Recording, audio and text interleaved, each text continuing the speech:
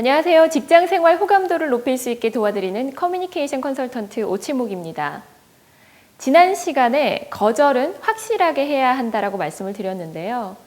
부정적인 이야기를 상대에게 해서 불편한 상황을 만드는 건 누구나 싫을 겁니다. 그러다 보니 직장에서 직원의 행동에 문제가 있어도 바로잡기보다는 이를 미루는 경우가 발생하게 되는데요. 하지만 이는 다른 직원에게까지 영향을 미쳐서 팀 전체가 어려워질 수 있습니다. 때문에 문제가 있을 경우 바로 지적을 해야 되는 거죠. 실제로 저 역시도 직원의 잘못된 행동을 바로 지적하지 못하고 눈 감아주는 편이었습니다. 그랬더니 우리 상사는 그렇게 해도 별말 안 하더라 라고 생각하면서 반복적으로 잘못된 행동을 했었고요. 심지어 다른 직원도 그렇게 해도 되는 것처럼 생각해서 전체적인 분위기가 어려웠던 적이 있습니다. 문제 행동에 대해 지적을 받으면 여러분은 어떠신가요? 네, 설령 내가 잘못을 했더라도 그것을 지적하는 상사에 대해서 방어적으로 반응하거나 기분이 좋지 않을 때가 많습니다. 그래서 지적은 구체적이고 명확히 해야 합니다. 자칫 잘못된 행동에서 더 나아가 그 사람을 인신공격하는 발언까지 하게 되는데요. 자신의 인격에 문제가 있다는 뜻으로 받아들여지지 않게 잘못된 구체적인 행동을 언급해야 됩니다. 그리고 질책은 공개적인 장소를 피하는 것이 좋습니다. 개인적인 문제가 관여된 경우에는 더더욱 그렇고요.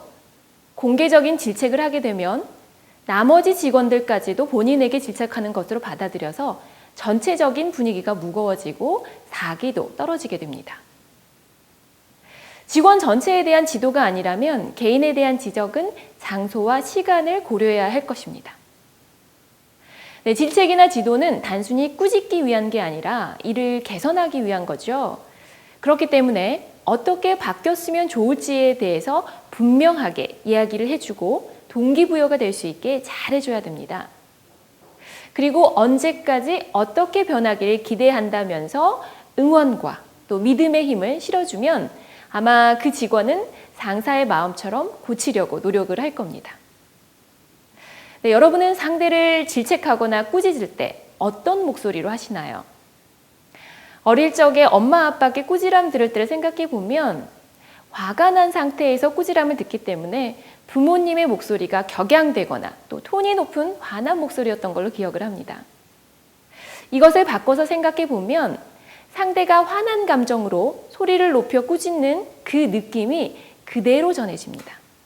그리고 직원은 상사가 하는 말의 내용을 정확히 듣는 게 아니라 그 말에 실린 감정을 읽을 겁니다.